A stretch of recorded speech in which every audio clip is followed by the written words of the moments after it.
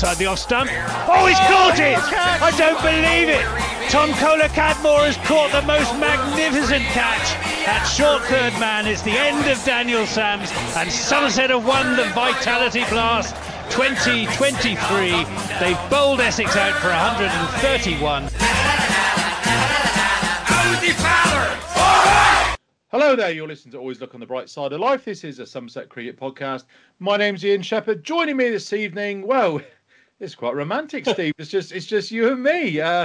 Ben Warren, the Did I tell everyone that you offered to show me your scar a minute ago? Well, you were a bit cheeky about me trying to get rid of a splinter. Well, just so everyone knows, he was doing it like it was a major operation. It was quite painful to watch. So long story. Anyway, Ben's a bit under the weather, so he's saving himself to be able to provide a quality live stream for the Sussex game tomorrow night, and not quite sure where Gibbo is. He's MIA at the moment, so I've pinged him a message. He may join us. So this is a bit deja vu, Steve. It was just me and you for the first episode way back when, 120 odd episodes ago. How you doing?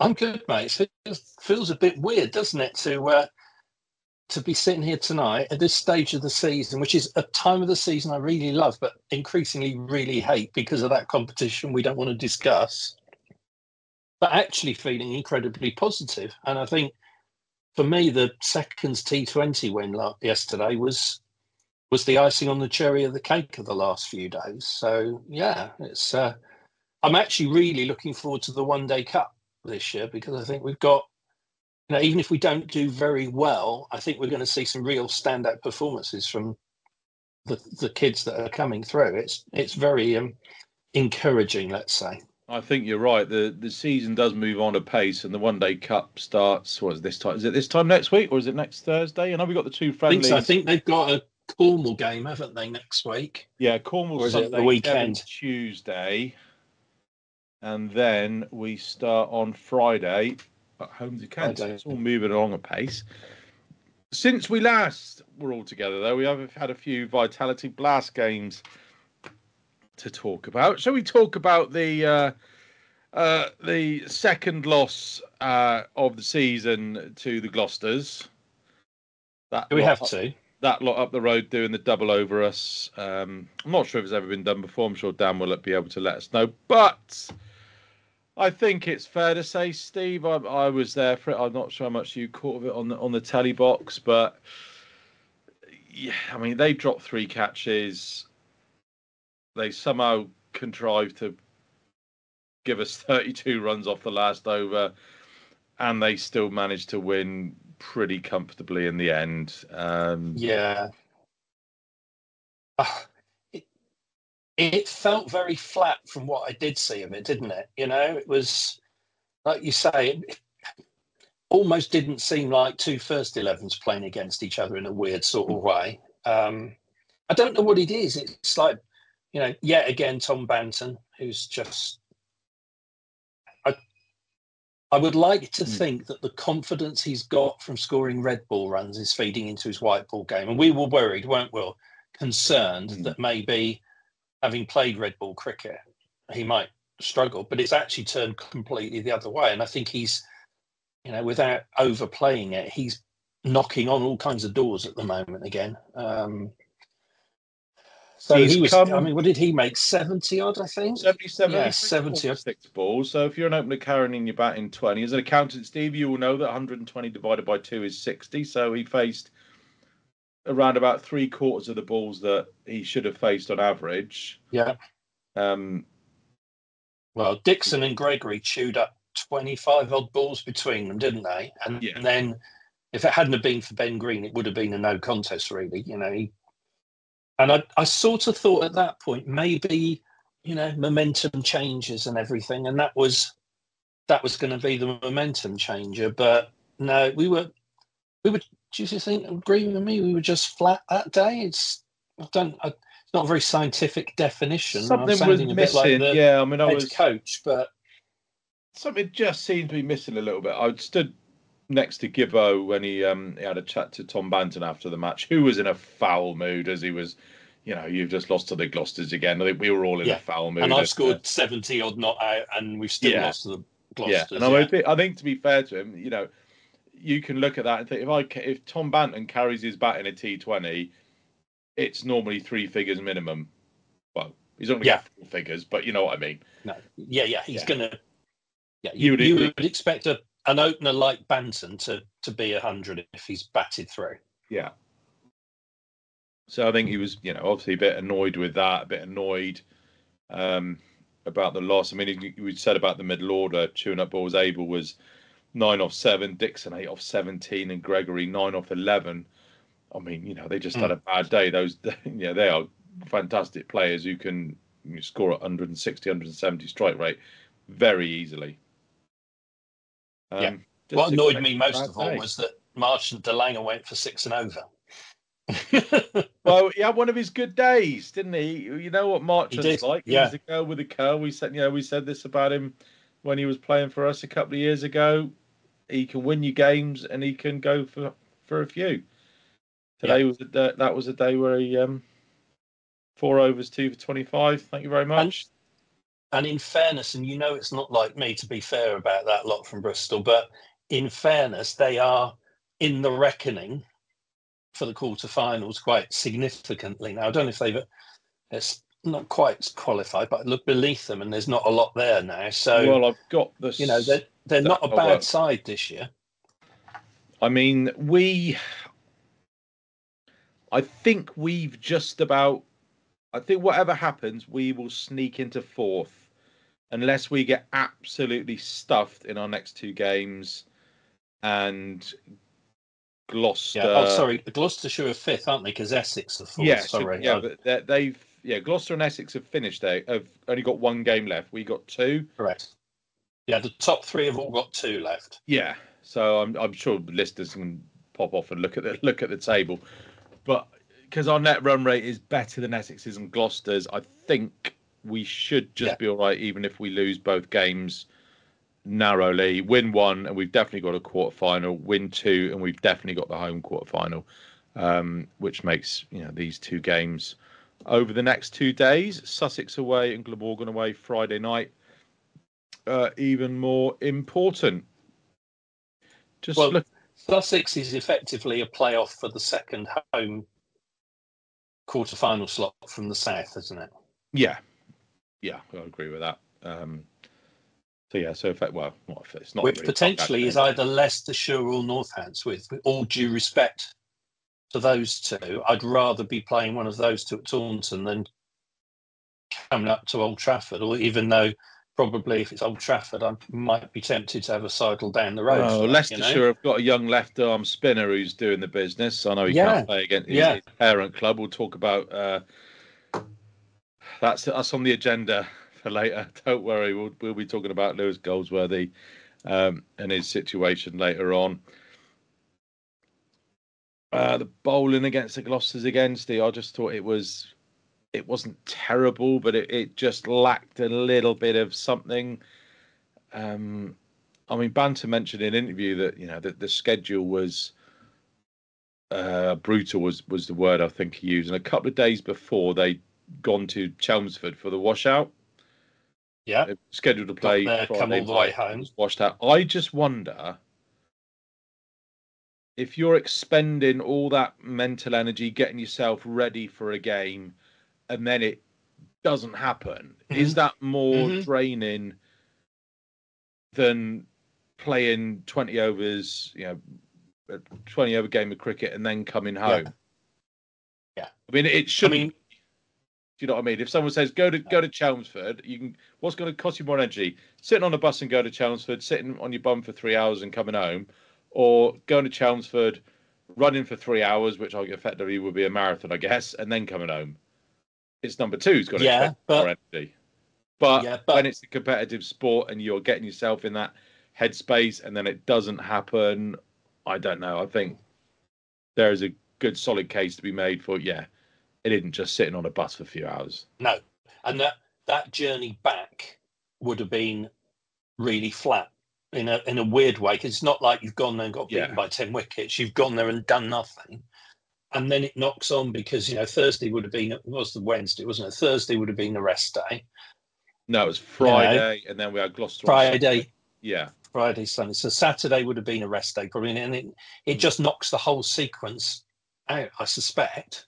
They had to change what they did. And, and at that point, after that loss, I was like, any quarterfinal berth, I'll take it now. But now I'm back in I really want that home quarterfinal headspace again. Well, we had two pretty difficult games after that, which could well have gone the other way.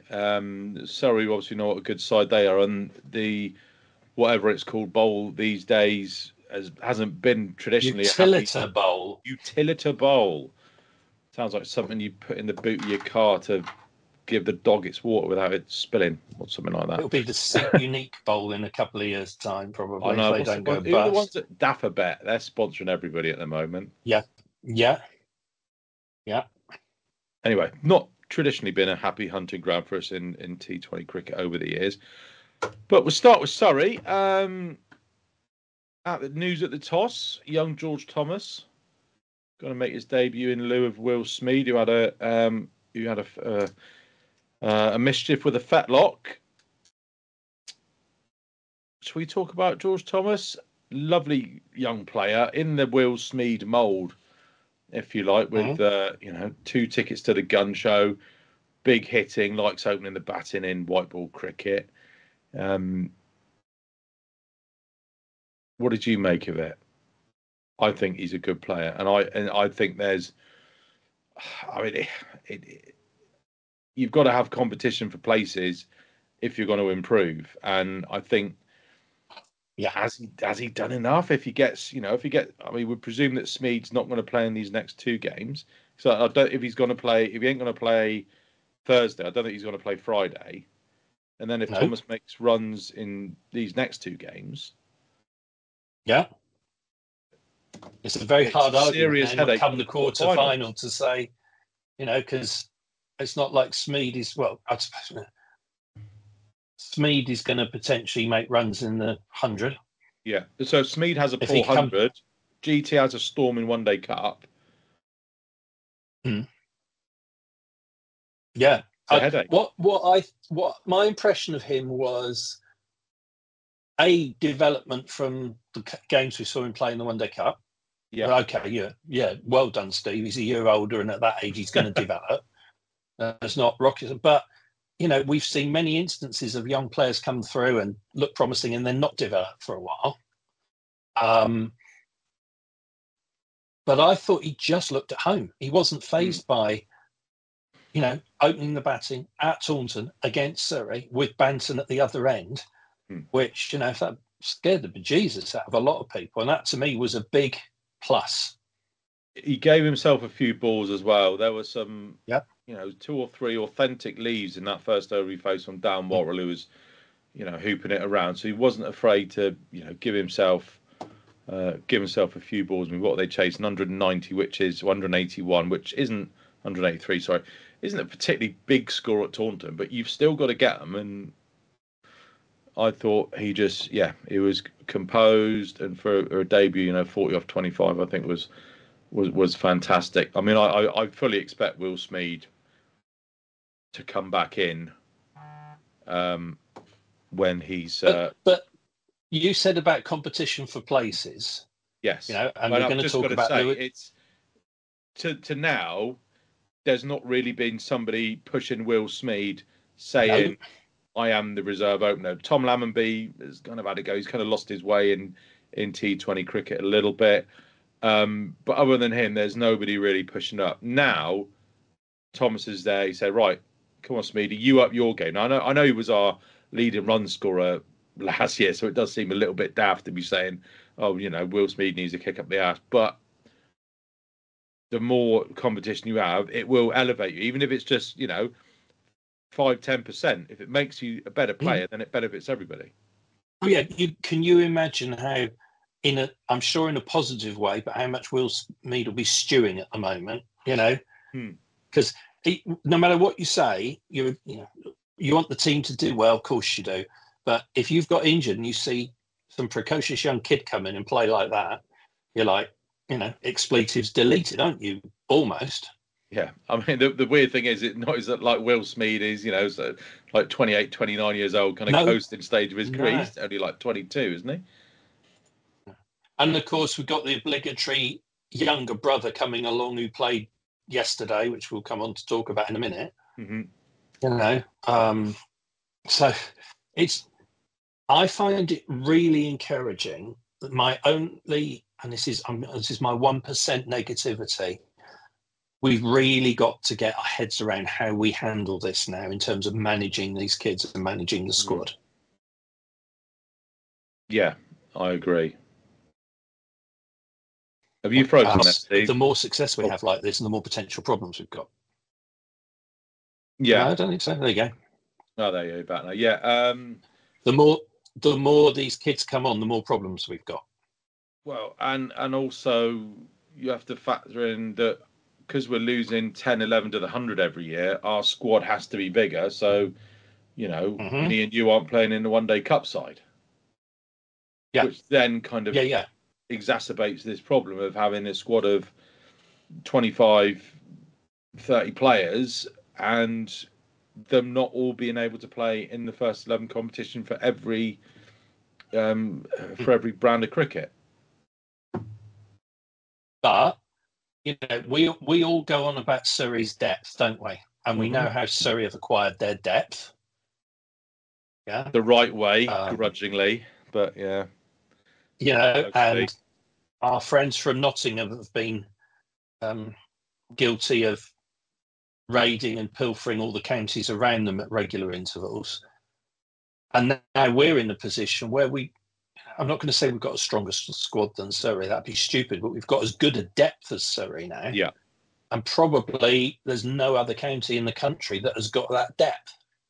Well, I think I'd be very surprised if it's not us and Surrey that are at the top of the list for losing players to the other competition. Mm-hmm.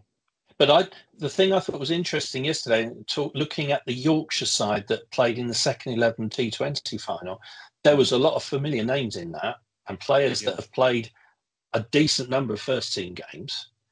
So again, you've got, it's just lovely to be so positive and look at that. Because I think if they'd have lost that, you'd have gone, well, that was a strong Yorkshire side. Look at the experience they had there. No, not at all.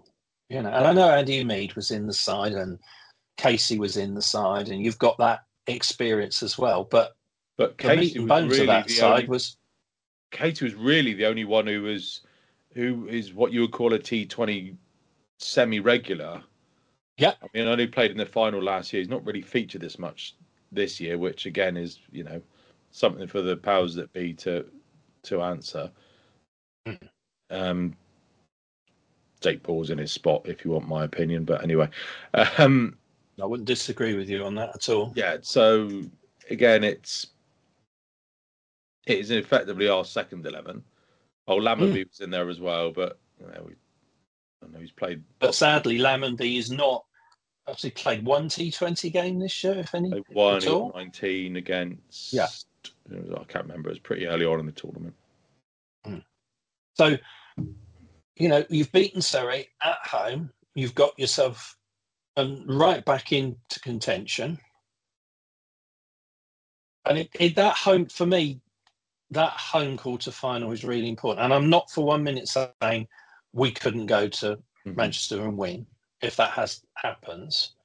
But the higher probability is that at Taunton, I mean, was it 2 years ago we had Derbyshire in the quarter final who did what Leicestershire have done this season? Yeah, they came to Taunton and we. Yeah, last year was Notts, where Green and Gregory got the partnership. Year before was Derbyshire, where we got 260 odd. Rolled them. Year before was Lancashire, which was the first one back after COVID. Yes. Roloff got Liam Livingston and gave it the biggest. Yeah, I was going to say that was the image game, wasn't it? Moment of the season. Yeah. And the T20 for me, it is. People would be bored with me saying it, but because it's T20, you can lose to a significantly poorer team. You know, you can Surrey could lose to Middlesex today. Oh, shut up, Alexa. Quite easily in a T20, because if it goes wrong, it goes wrong, and there's no chance to recover. Mm-hmm. But so if you get to finals day, that's great for me. That is it. And anything above that is a bonus. I think Surrey are going to be really difficult to beat.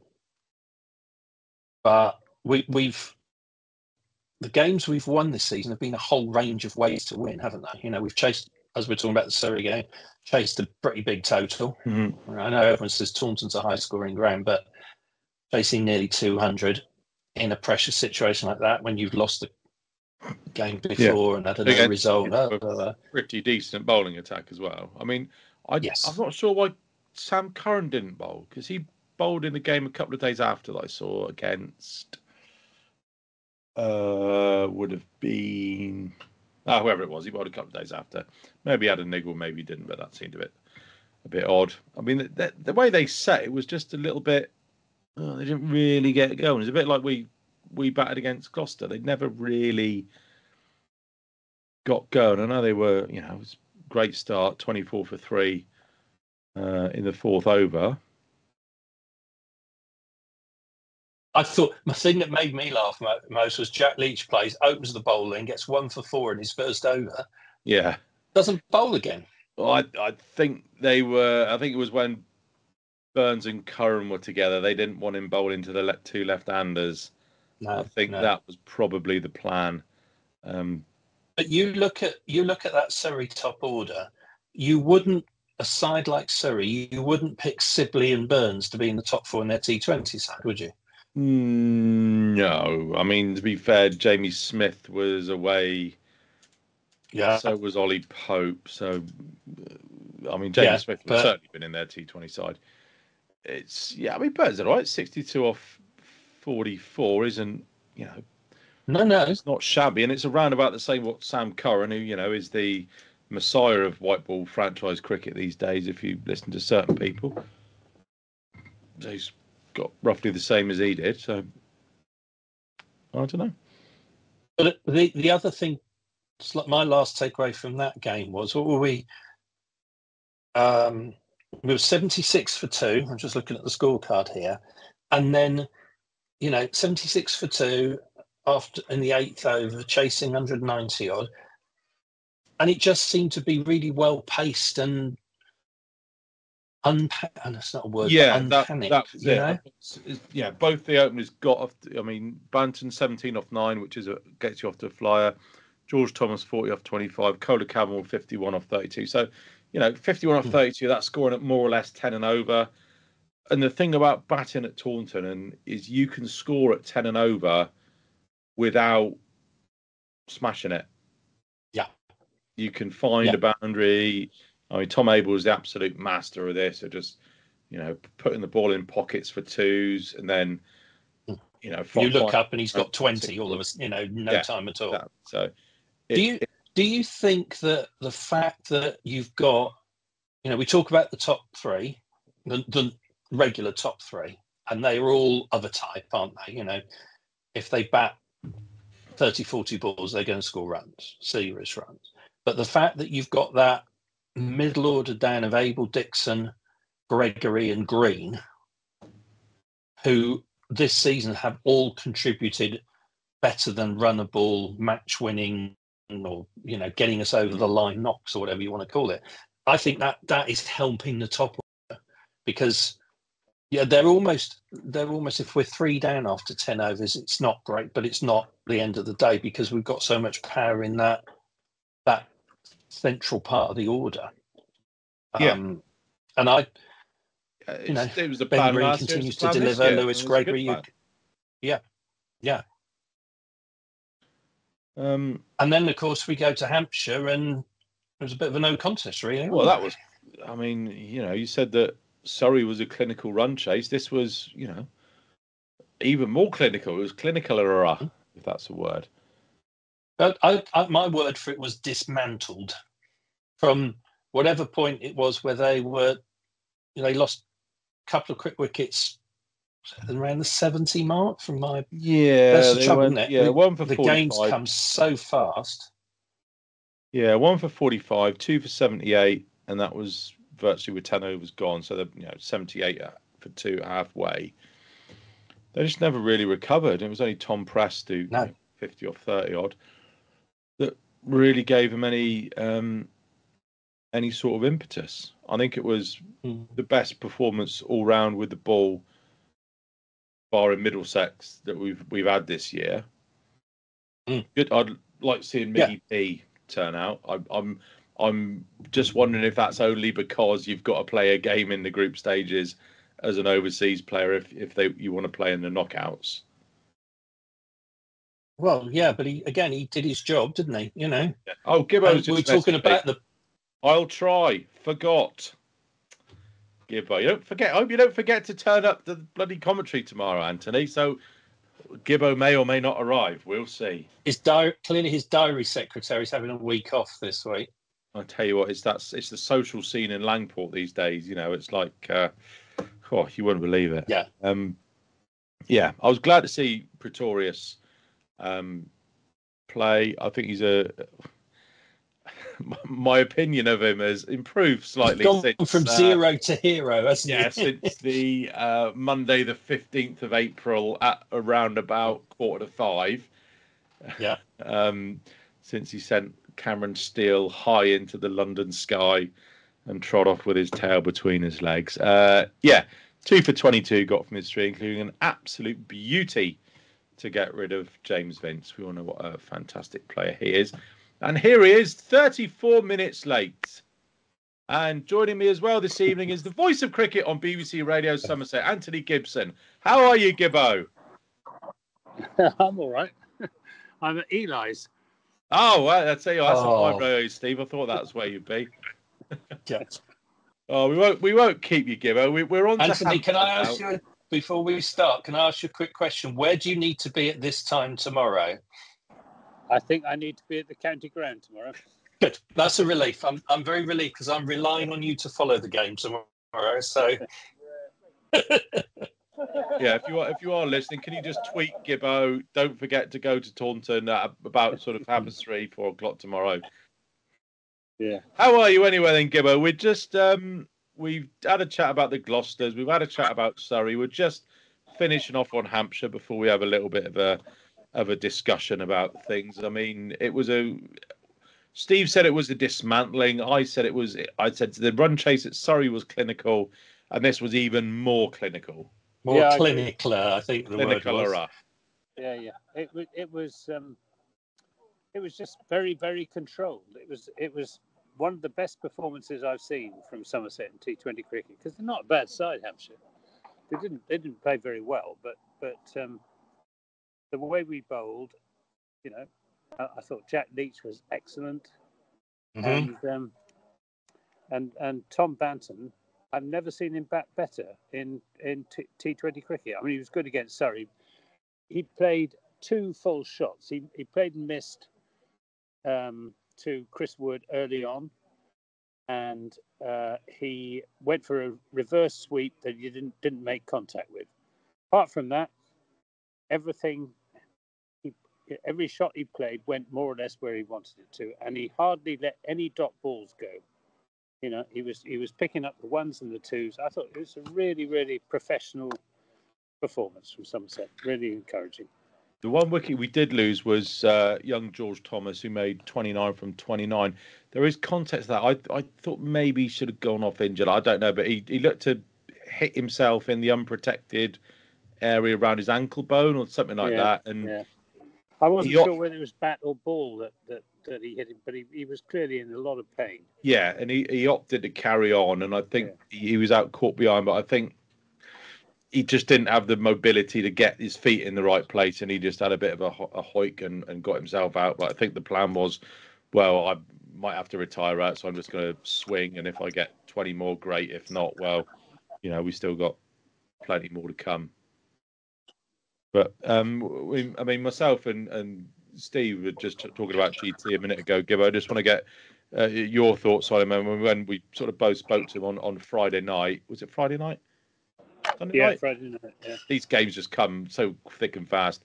Out of Surrey, you couldn't wipe the smile off the lad's face. He was absolutely beaming. Yeah, lovely, wasn't it? Yeah, it was great. He was so pleased, and he played so well too. I mean, he had such a tough first over against Dan Worrell, who was swinging it, like nothing on earth. And he managed to get through that, and then he decided, well, I'm going to assert myself. I can play this game. I don't care if it is Surrey. I'm going to show them what I can do. And he did. And he did it. And that start from him and Banton made all the difference. I mean, it was that was one. The way Somerset bowled towards the end of the Surrey innings was one big factor in that win. But the opening partnership as well, where we got ahead of the game, just made the chase so straightforward after that, especially with Tom Abel coming in at number 4 and just knocking it around. We've had 2 really good performances. Let's hope we don't. Well, tomorrow we have got 2 crucial games coming up. Oh, anything more on Hampshire? I mean, it was, as you said, just a very... Hampshire are mysteriously way off the pace this year, aren't they? They just, you can sort of pencil them in to always be there or thereabouts for the quarter-final, if not getting to finals day. And I imagine that's a bit mystifying to them, why they're not, because they've got such good one-day T20 players in that squad, It's just one of those things, I suppose. But I'm not complaining, but to beat Hampshire by 9 wickets that easily at the Bowl, insert name of this year's sponsor before, is a fantastic result. Yeah. So, Sussex at home tomorrow. Don't forget, Anthony. Glamorgan away on Friday night at Sophia Gardens. Win both of those, guaranteed. Lunchtime in order to get there by 7 o'clock. Win both. I think I'm going to try and get there, but it remains to be seen. But I'm 99% certain I'm going to go. Win both of those, home quarter final. Who are we selecting then? I might just go a little bit out on a limb, slightly playing devil's advocate a little bit. I might give Ben Green a rest. Thoughts? For Sussex or for Glamorgan? I don't know. I think if it's for one, it's maybe for both. I don't know, because it's so difficult with Green, because he has done it. His average is fantastic, 21. But it's his economy, which 10.6 is. It's not what you need, is it? In his last 4 games, he's taken 1 wicket, and he's gone at 12.5 runs and over. So are you picking Miggy P instead then? I think I probably am. Well, what about Roloff? Is Roloff injured, or he's not in the squad? It's just Jack in the squad as the spinner for. I presume it's going to be the same squad for the next. Miggy P. Yeah. I have some Miggy P gossip as well. Would you like to hear it? Well, it's from the man himself, who I spoke to after whichever one of the 50 games of cricket we've played in the last 3 weeks, it seems. Think he's going to be here for the One Day Cup, which is good, with possibility to extend depending on what's going on back in South Africa. I think basically he's over here on kind of a gap year, and he might stay for another 2 weeks here and there, and then he might go off to the Lake District or off to Ireland, and then come back and play cricket for a couple of weeks. So who knows when Miggy P's gap year is going to end, but he should be here for the One Day Cup. 18th of August was the date that he mentioned to me. So good news. Very good. If you see him at a Christmas market anywhere in Somerset later in the year, then you'll know he's on his gap year. He's kind of like unofficially emigrated. He's sort of kind of in denial about the fact that he's going to be in Somerset in some way, shape, or form. Or perhaps Roloff contacted the South African embassy and he can't. He can't leave the country or something. It might be a very cunning move on RVDM's part. Well, let's hope so. Just saying to Steve, our opinion of Miggy P is somewhat better than it was on the afternoon of Monday. 15th of April at 15th around of about April, 5 yeah. p.m. at the Oval, yeah. Yeah, he's a good cricketer, but he's what you see is what you get. You know? Yeah, he's not world class, but he puts a shift in, and he's always going to give you 110%. So absolutely. Can't say fairer than that. Great performance in the second 11 T20, which the side captained by James Rew won at Wormsley yesterday. A highlight of that for me was seeing old Ned Leonard caught and bowled off Sonny Baker's shoulder. Not Sonny Baker, Casey shoulder. That was one for WhatsApp and next on Question of Sport if they ever decide to bring that back. But yeah, wins against Glamorgan in Yorkshire, who included Don Bess in their team.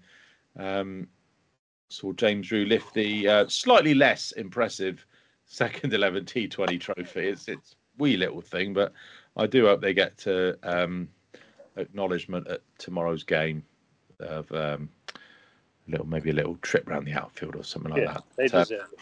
It'd be good to see that. Right. Leicestershire's Twitter, social media admins having given quite a lot of love to Lewis Goldsworthy for all the right reasons. He has done very, very well up at the whatever the Grace Road's called these days, the Upton Steel.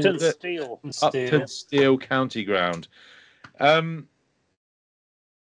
gut feeling is we ain't going to see him again. I think it's a done deal, and it'll be announced before the One Day Cup that he's not going to renew at Somerset, and he's going to stay on loan at Leicester. He'll play for Leicestershire in the One Day Cup, and I think that's that, which pains me to say it because he's never let Somerset down, but sometimes things just develop in different ways, and it's nobody's fault if you like. It's just that's how his career's panned out, and best of luck to him. Am I being no, I think too negative about that? Is that conspiracy, or do you think that's what's going to happen? I think it probably will, and I think it's probably just as well for Lewis's point of view. He's good enough to be playing first team cricket in the county championship. It's hard to see him. I find it a little hard to understand why Andy Umeed has been promoted above Lewis Goldsworthy, given Andy Umeed's figures since he was given that number 4 slot in the championship side. When he's flattered to deceive. And now he's opening, and he hasn't got any runs as an opener either. He's got the lowest average of any opener in the county championship. So I feel a bit sorry for Lewis, and I don't quite understand why Umeed is so far ahead of Lewis Goldsworthy. But I think that's the fact of the matter, and I think good luck to him. And I think he's a very, very talented cricketer, and he'll do well for Leicestershire. Just in case anyone didn't see it, because I have been very closely looking at the games he's played in, they were chasing 160 against Notts on Sunday, I think it was, and they were 6 for 3 when Hanscom was out. Lewis came in, and they chased down 161 at the end of the 19th over, or at the end of the 18th over, and Lewis got 67 off 39 balls with 6 fours and 2 sixes. Yeah. So 6 for 3 when he walked out. That's, and okay, he went just before the end, but it was pretty much done by the time he was gone. That reinforces what we all think of what Anthony so eruditely said a minute ago. He needs to be playing for the first team in a county at whatever level. Yeah. And it goes back to what we were saying, Shep, about this delicious problem. But if you're going to have this problem, you've got to accept that players that we like and have always liked are going to be performing for other counties. I'm glad that Alfie Ogborn has signed a new contract. He's signed on for 2 more years, so he's here till 2026, which is great. He's another one that needs to be playing. I mean, if I'm Lewis Goldsworthy or any of these young players, Ned Leonard, Sonny Baker, Alfie, Casey Aldridge.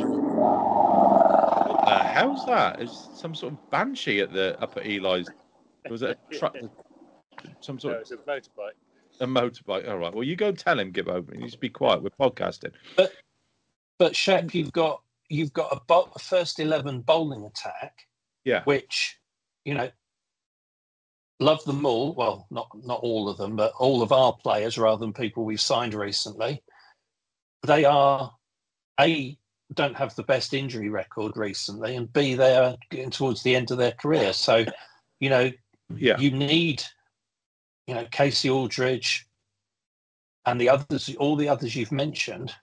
If you think you've got enough seam bowling, get one more, as I've said on this pod before. Yeah. So I think that's a slightly different thing. It's the problem you've got is, 2 Thomases, 2 Roos.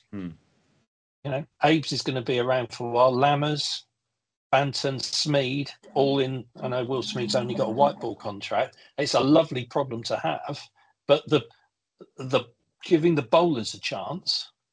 And I mean, and Archie Vaughan, he's opening for the under-19s at the moment. I know he hasn't done great, but he's opening for the under-19s, and that's a heck of a strong under-19s squad. Well, I mean, what I was just saying before that bloody Harley Davidson in Landport interrupted me.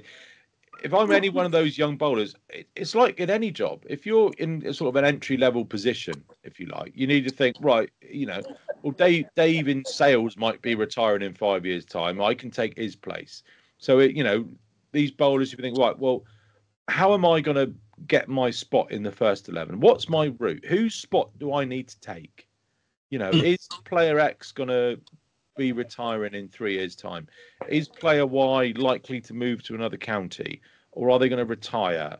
Or can I realistically think that I can get myself to being a better bowler than they are before my contract finishes and take their spot on merit? I mean, these are all things that they've got to be thinking. Yeah. And if the answer's no to either of them, it's any of those, it's, well, I better go somewhere else then. But the counter argument is we've got somebody taking up a first team slot at the moment, which, as we discussed earlier, Casey should have had for a chunk of the championship. And you look at those young lads, and okay, you've got Riley Meredith, Pretorius is knocking around, and the other bowlers. I'd really like Jason Kerr to sit down and explain to me the logic behind signing Jake Paul, because I think giving Casey, Alfie, Sonny games, okay, we might not have had the results, but I'd be prepared to take that risk this year. And I think now what I really want to see is them all do really well in the One Day Cup for 2 reasons. One, because I want us to do well in the One Day Cup, but 2, because I want, when proper cricket resumes for Somerset and we have all the players back, they've got that same problem we were talking about for Will Smead at the top of the order with George Thomas, that, how can you drop an Alfie Ogburn or a Sonny Baker who's had a really good One Day Cup competition? My phone is about to die, but I do agree with that. But it is a bit worrying that the established bowlers are getting older and getting more injury prone, and the younger ones haven't quite made it yet. We just seem to be rotating those same 5 or 6 older bowlers, don't we? We're not bringing one in, a young kid in, to get game time. That's the frustration. I mean, Jake Paul has bowled well at the death in the last few T20 games, but he's not the force that he was. In all honesty, no. Nice bloke that he is, and he bowled very well up at Durham, but he's on the downward slope. And I fear as well, Lewis Gregory and Craig Overton with their injury problems as well. They're not going to get much better from where they are now. Hopefully, they'll stay as good as they are now. But there's a bit of a gap between those 30-somethings and the teenagers and the young 20-somethings that needs to be filled. Couldn't agree more. Doesn't matter though, because we're going to. I think. Scott? I think Gibbo's man, it was literally Right. I died. was just about to say to Anthony before your phone dies, put a reminder in for Should we just 6:30 tomorrow look evening. up the So phone number for Eli's and give him a ring? Like in the old days, you used to say, hello, yeah, is my dad in the pub this evening? Is he there? Oh, I'm showing yeah. our age Well, now. Steve. Yeah, sorry, carry on. Yeah. Anthony's dad probably used to go and have a phone somewhere in the county ground and phone his reports in. Cool. I mean, it Yeah. just sounds ridiculous now, but I'm sure that's what happened in those days. In the old But days. no, I'm Anthony can always be trusted, can't he, to sort of pour a little bit of calm pessimism on our raging optimism. But honestly worries me less. And I'm say it now. I think the bowlers are going to have a good one-day cup this year. I think we're going to see development there. But also, I think our young batting is so strong. It sounds a bit flippant, but I think in a couple of years' time, we might be taking the pressure off the bowlers more than we are at the moment. And we'll be saying on here, oh, do you remember when we used to collapse and it was down to Gregory and Craig or somebody to dig us out of it? I'm less worried about the bowling than Anthony by quite a margin. Now, watches a lot more Somerset cricket than I do live, and he's a far better judge than me. But I've just got that feeling that, with the possibilities that are there, Casey Aldridge has done it this year, even though he's been at one hand tied behind his back for half the season. Yeah. And I mean, I was chatting to a couple of people at the ground, and Casey was bitterly disappointed at being dropped after he got 5 wickets. I mean, he was really badly, upset by it, and I don't think the club handled that very well at all. Because we were all saying it's like, why the hell, bugger this rotation schedule or whatever. You got a young kid who looks like he's going to be the kind of bowler that goes on hot streaks. Well, fuck me, he's just taken 5 wickets against the best team in the land with the Kookaburra ball on the oval pitch, and you're giving him a bib and telling him to carry drinks. Just stupid. But anyway, and it's you were saying when you spoke to GT last week how he was buzzing, and you could see sort of almost coming out of every pore. It's then you've got to exploit that, haven't you? You've got to keep him going, get him into the one-day cup side, and keep him going and ride that. But what they did, it's just inexplicable. It really is, and I think he'll bounce back. And again, let's hope. I hope he does, because as a cricketer, I think he's too talented. He's got the highest ceiling of any of them. I think as an all-round cricketer, I think he could potentially be 30 wickets. 700 runs a season all rounder, and he's got the best pair of hands in the club. Yeah. I mean, he could be phenomenally good, but he ain't going to get phenomenally good. Maybe he scraped the coach's car in the car park or something. I don't know. Well, I mean, it's I don't know, but and again, it is frustrating watching him. I know it was a great win for the second 11, but it's regressive for him. Going from finals day at Edgbaston in front of 20-odd thousand people, one of the greatest nights of Somerset's history, taking that brilliant catch to get rid of Rossington, making a real contribution to Somerset winning the trophy, and then performing still. He's taken a couple of 5-wicket bags on pretty massive pitches, and then just kind of regressing down to to the second 11, which, again, just goes back to my earlier point. They got the old, not old, but they're not going to play every game quartet or quintet of fast bowlers that needs to be rotated, but they're not rotating the kids in. Not kids, but the young bowlers in, and that's frustrating. One other thing quickly, some love for Jack Leach, because hasn't it been great to see him? Yeah. Great to see him back at Taunton. Great to see him bowling well. Yeah. Bizarre to see him not playing for England, but I think we could chat for that about that. I'll just say one thing on that. Hours. One thing on that. We watch Somerset cricket a lot, probably more than is healthy for us. But hey, that's the cross we all bear. And I include a large number of our listeners in this, watch and follow a lot of county cricket. Yeah. I listened to the first hour and a half of the first day of the first test. And when I use the word ignorance, I'm using it in its proper English meaning. Mm-hmm.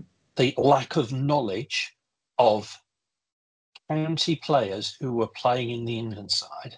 Yeah. At one point, one of the commentators said, "Oh, Jamie Smith's got a nice pair of hands there. That's a nice take down the leg side." And it's like to me, it was like they thought he'd been in a bunker for the last year and had just emerged and suddenly could keep wicket. And it astonishes me. And in fairness to Sky, they do get round and watch the county game, the T20 stuff, and irritating as some of them are, they do know the players. But to be like, oh, who's this Atkinson? Who does he play? Surrey, where do they play? Almost, it's that. And I'm being exaggerating for effect, but it does wind me up. It's like your 10 mate scores a goal in the semi-final. I'm going to bore your piss even more about this is when they have the BBC team for T20 finals day. So the main 5 live extra broadcast team is the likes of Alex Hartley and I think it was Craig Brathwaite and Alison Mitchell and whoever. All decent commentators, but they've probably not watched any blast cricket. Certainly not as much as the likes of Gibbo and Kevin Hampshire, Kevin James, and the Dave other Bracegirdle, Scott and up at Lancashire, Marty at Durham. You could make a really good commentary team. Well, that was the point. Is why don't they just have you could have or even Vic. I mean, Christ, Vic knows every Somerset player better than the rest of us, and he's a pretty decent commentator as well. But anyway, it's all about youth and demographics, isn't it? Listeners' questions then. Shall we quickly go on. Move on to those? I think we've covered most of them anyway. Alex says, which of the second 11 players can we expect to break into the first team soonest? Are we talking white ball, regime, Alex? Because they seem determined not to pick any of them. But I mean, well, the trite answer is all of them in a week's time.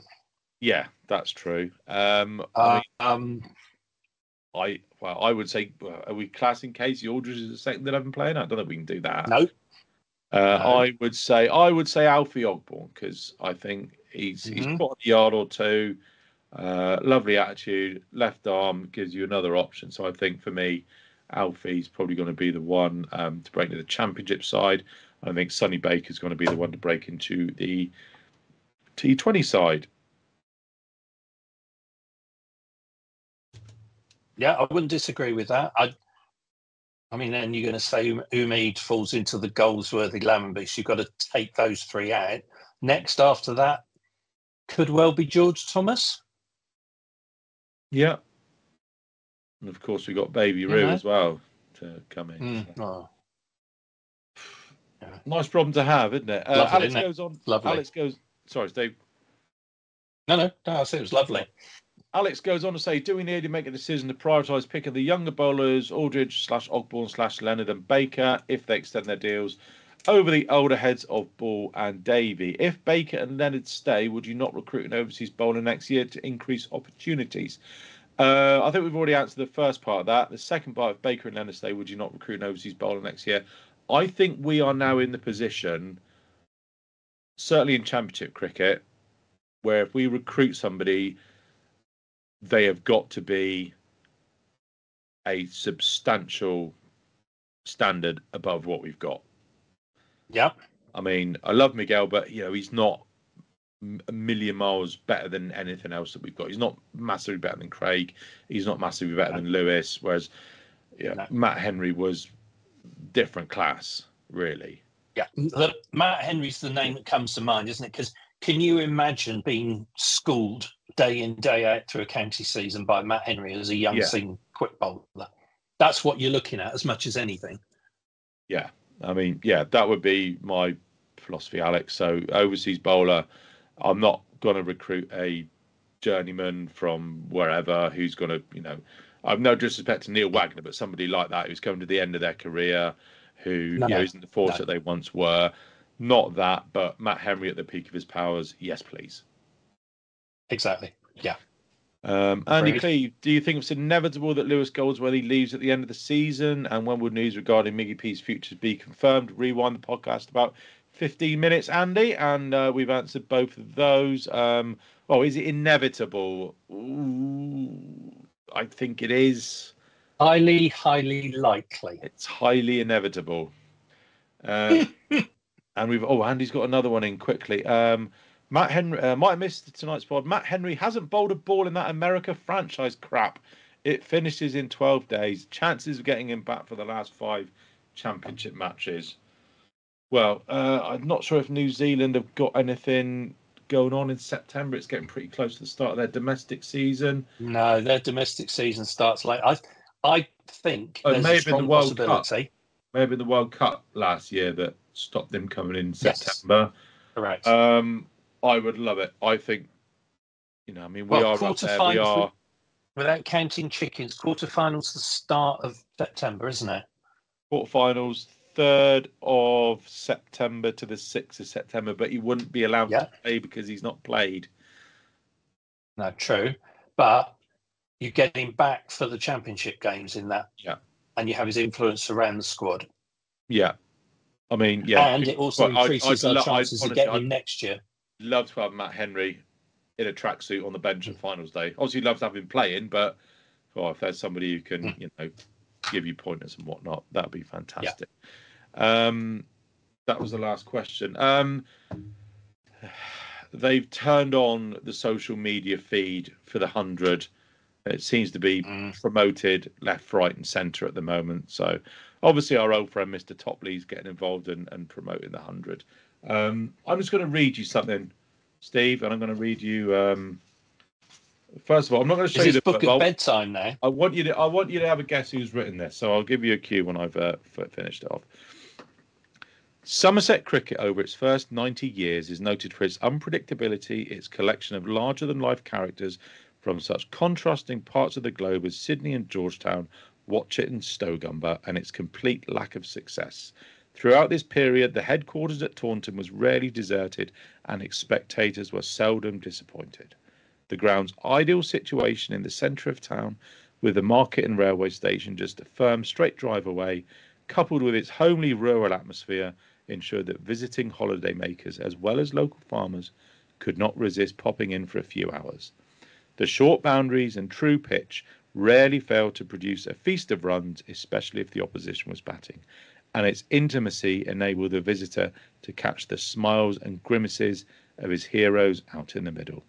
Supporting Somerset was a worthwhile occupation unless your yardstick was simply a succession of Somerset victories and the prospect of a championship title.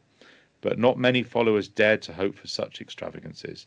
Their highest expectation was to see the giants of Yorkshire and Surrey just occasionally humbled by the locals.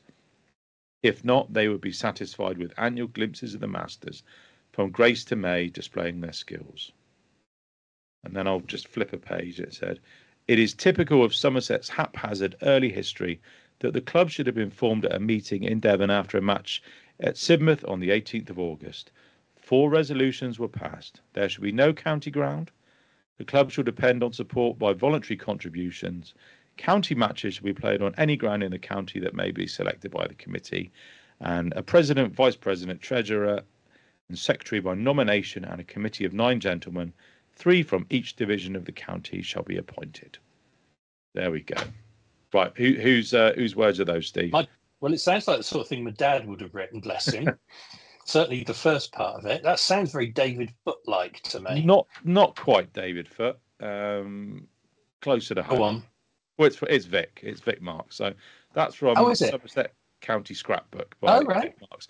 And I was just thinking about that because John Topley's coming out and saying, "Oh, the kids love the 100, the kids love this," and just reading that and that most romantic history and history full stop about how Somerset was formed and how they've evolved over the years and Gimlet and all these great legends of the game to Dredge and Denning and Botham and Garner and Abel and Trescothick throughout the years. It's just,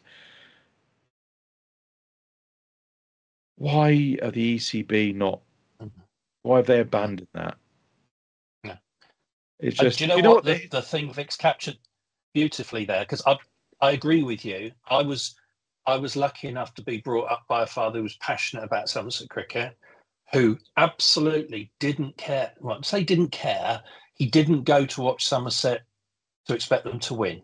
He came to watch his team, and he loved the players. And I'm not going to even start listing off the players. I wrote a blog post a couple of years ago about his Somerset 11. But the thing Vic says is exactly what Dad. I can remember my dad telling me about seeing Truman and Statham and Tyson and Washbrook. Oh, hated Washbrook, defensive, boring player, all that sort of stuff. But then he would talk about Bill Alley and, Maurice Tremlett and all those names here. And that's, those people were, all of them were totally identifiable with a county. You knew Fred Truman, right or wrong, ate, slept, drank, breathed, being a Yorkshireman. This is the thing, isn't it? You take your kid along to watch a 100 game. Well, where's the history? And what I'm taking my son to Nottingham, and after a while, my son says, "Well, what is Nottingham then?" Well, that's the other team that plays here. Well, why doesn't Lewis Gregory play for Nottingham? It just addles my brain. Why is that player who was playing for us last year now playing for the other team? Why is he dressed up as a different Packet Chris this year? This is the line that I really love about this. Its intimacy enabled the visitor to catch the smiles and grimaces of his heroes out in the middle. And that line is just a microcosm of how it feels to be, to go to Taunton. It is the Somerset family. It doesn't feel like a professional club. Not said, that not in the sense that it's run badly. It feels like a large. No, that's a compliment. Yes, that's a compliment. It feels like it's made to feel like you're where. Yeah. It's like for you going to South Devon. Yeah, it's that homely. Everyone knows each other almost. I know that's ridiculous, but you know what I mean. There's a real community about the club. Every player will stop and chat to you. They're wandering out there. You wander through the players' car park to get from one part of the ground to the other, and somebody will be putting their golf clubs in the boot. Morning, Greener. How's it going? All right. Yeah, how you doing? Oh yeah. Blah, blah, blah. Exactly. It's times when they've played up here and there haven't been, apart from Tractor and that group, there's not that many, understandably, not that many. And I've had occasions where Tom Abel, Lammers, other people have come over and just chatted. Yeah. Just at the end of a day's play or whatever. And it's just, never going to support 100 sided. I'd say never. Obviously, if we had a franchise in Taunton, that would slightly change the dynamic. But it would be a nice add-on, Ian, as opposed to my club. They'd be straight on the bus and they'd be off back to the hotel, wherever, and then off to their next game. And I don't know. I mean, that's the history of potted history of Somerset in about 30 seconds. That's how Somerset came to be. That's why we love it and why we do this. Hey man, it's Kevin in brand management here. Yeah, we think Manchester Originals is a great name, and Oval Invincibles has a lovely ring to it. That played well with the focus groups. And London Spirit, what a great name. Like gin, like London Spirit, brilliant. Played really well with the focus groups. That's where the 100 teams have come from. So fuck that competition. Yeah, let's enjoy the one day. Let's enjoy the next couple of games and enjoy the one day cup, mate. Indeed, thanks. Do you not fancy ranting on for about another 3 hours? Because I feel like I've got that in me. But anyway, probably best to knock it off. I'm always off for a long run when you talk about things like that. But yeah. Oh, when are you down to Taunton, Steve? When's your pilgrimage planned for? Have you got that in the diary yet? Well, Yes and no, but I can't confirm yet. But Is this there's because definitely you going to don't be a want all the trip down. groupies turning up on the No, mate, no. Life's too my life's too complicated at the moment for reasons that would be 3 hours if I went into that. But yeah, hopefully there will be a trip, and I'll let you know well in advance. All right. Fantastic. Try and get everybody there. Try and get Professor Chris there and everybody there. We might go to the Ring of Bells, have a bit of dinner afterwards. That'd be good. Or just get it on the last day of the game and get on it for when we inevitably win the championship this year, because it's inevitable. Yep. Yeah. Brilliant. Great to catch up, Steve. Thanks for listening. Yeah, good to see you. Good night, everyone. See you next week. See you later. Cheers. Cheers. Bye.